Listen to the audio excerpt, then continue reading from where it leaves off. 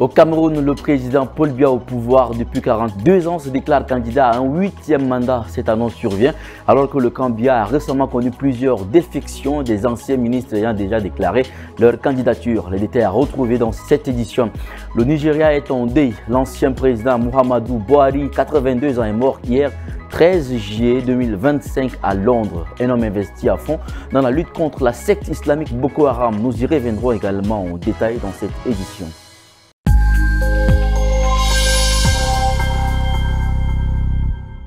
Mesdames et messieurs, bonsoir et bienvenue sur Tchad Info TV. Le président Paul Biya a annoncé ce dimanche 13 juillet être candidat à un 8e mandat lors de l'élection présidentielle prévue le 12 octobre prochain. Le camp Biya a récemment connu plusieurs défections avec la déclaration de candidature à la présidentielle d'Issa Tiroma Bakari et Bello Bouba Maïgari, tous deux membres du gouvernement et soutiens de longue date de Paul Biya. Sur une page en fond bleu surmontée de son portrait, Paul Biya a annoncé sur son compte X « Je suis candidat à l'élection présidentielle du 12 octobre 2025 ». Il promet de faire face avec détermination aux défis que nous pouvons surmonter ensemble, dit-il, en évoquant la sécurité et le bien-être des Camerounais et des résultats qu'il juge visibles et appréciables. Mais, ajoute-t-il, beaucoup reste à faire. Le chef de l'État dit avoir répondu aux appels venus des dirigeants du pays et de la diaspora. Une déclaration faite hors du cadre du RDPC, son parti dont aucun organe n'a été consulté au préalable. Âgé de 92 ans, au pouvoir depuis bientôt 43 ans, Paul Biya briguera donc un 8e mandat. Un choix qui divise. Certains appellent à un passage des témoins, d'autres renouvellent leur soutien. Le camp Biya a d'ailleurs connu des départs récents. Issa Tiroma Bakari, ministre de l'Emploi, a quitté le gouvernement pour annoncer sa candidature. Même chose pour Bello Bouba Maïgari, ancien Premier ministre et leader de l'UNDP, pourtant allié fidèle depuis 3 décennies. Début juillet, le secrétaire général de la présidence Ferdinand Ngongo a organisé des concertations avec les élus et ministres des dirigeants. Objectif, sonder les soutiens du pouvoir. Le 11 juillet, Cameroun Tribune titrait « Majorité présidentielle ANDP et MDR, toujours fidèles ». Selon le journal, ces partis ont affirmé vouloir continuer à accompagner le président Biya. Quelques jours plus tôt, sur RFI, le ministre de la Communication, René Emmanuel Sadi, affirmait que tout est possible, évoquant un 50-50 sur une éventuelle candidature. La surprise a donc été levée. Côté opposition, Maurice Kamto, arrivé deuxième en 2018, et Cabral Libi sont déjà en liste.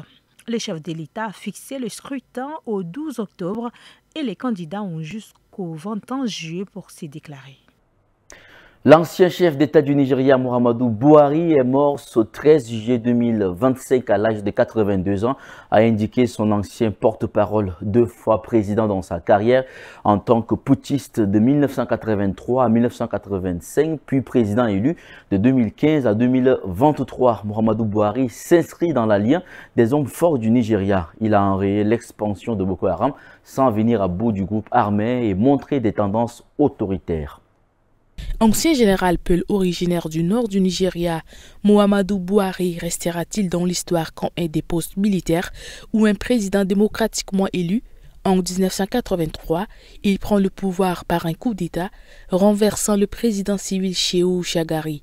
Il impose alors une discipline de fer, queue obligatoire aux arrêts de bus, fonctionnaires en retard contraints à faire des sauts de gré-nuit. Le terme buharisme n'est mélange d'autoritarisme et d'obsession pour l'ordre. Il fait même arrêter le musicien Fela Kuti, mais après avoir été renversé en 1985, il revient sur le devant de la scène, candidat à la présidentielle à plusieurs reprises. Il faudra attendre 2015 pour qu'il soit élu devant le premier opposant à faire triompher l'alternance démocratique au Nigeria. Il promet alors d'en finir avec la corruption et Boko Haram. Mais très vite, ses limites apparaissent. Il met 6 mois à former son gouvernement. Son épouse Aïcha Buhari l'accuse de ne pas connaître ses ministres. Il répond depuis Berlin que sa place est à la cuisine, au salon et dans la chambre, provoquant un tollé international. Son mandat est marqué par une forte inflation, la dépréciation du naira, une insécurité galopante. Dans le Nord, les enlèvements contre rançon deviennent un véritable business. En 2020, l'explosion populaire survient. Un jeune est tué par une unité policière. Le hashtag #EndSARS déclenche des manifestations massives contre les violences des forces de l'ordre.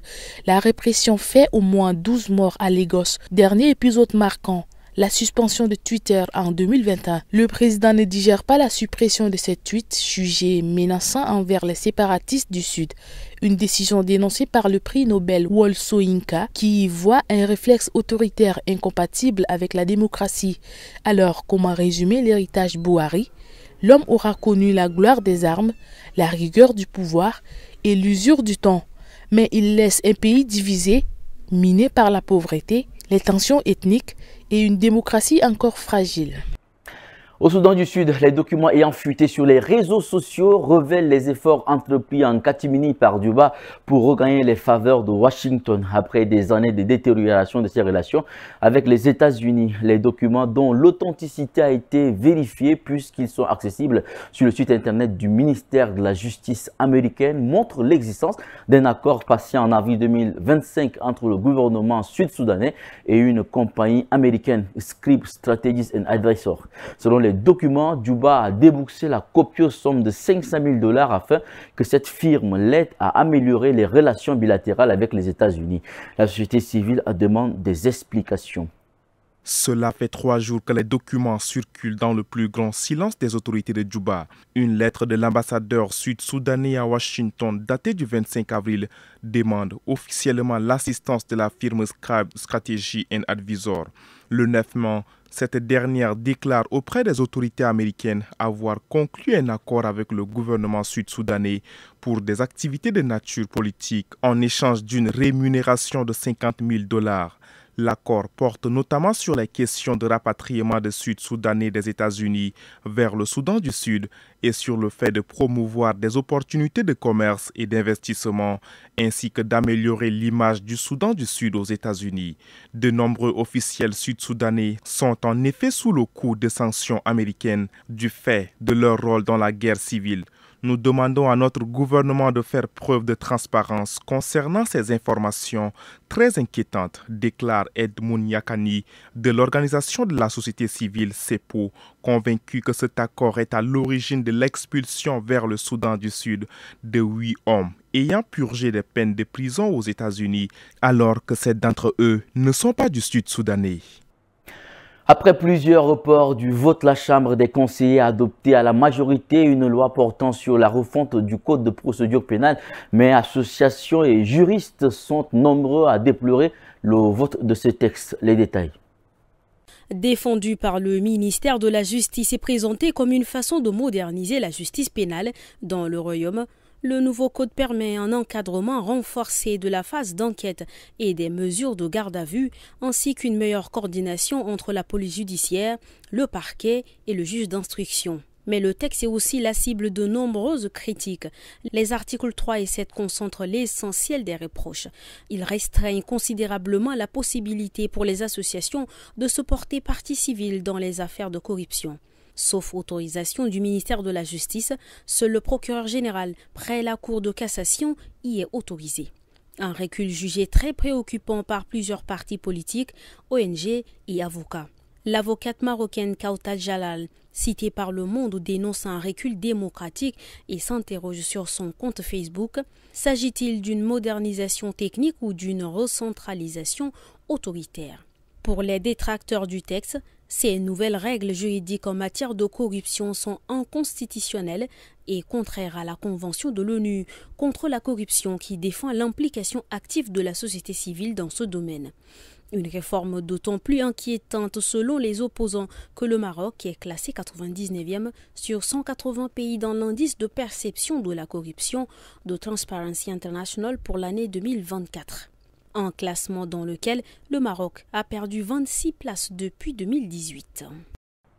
L'émissaire américain Keith Kellogg se rend en Ukraine à partir de ce lundi 14 juillet pour une visite officielle, a annoncé vendredi la diplomatie ukrainienne. Cette visite, qui doit durer une semaine selon un média ukrainien, intervient alors que le président Donald Trump a récemment promis de nouvelles livraisons d'armes à l'Ukraine.